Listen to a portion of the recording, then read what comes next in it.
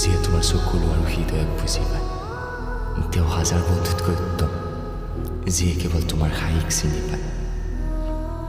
মই নিজকে ইমান সলনি কৰি ল'ম যে তুমি বিচাৰি ফুৰিবা মোক আকৌ আগৰ দৰে পাবৰ কাৰণে, কিন্তু বিচাৰি নাপাবা।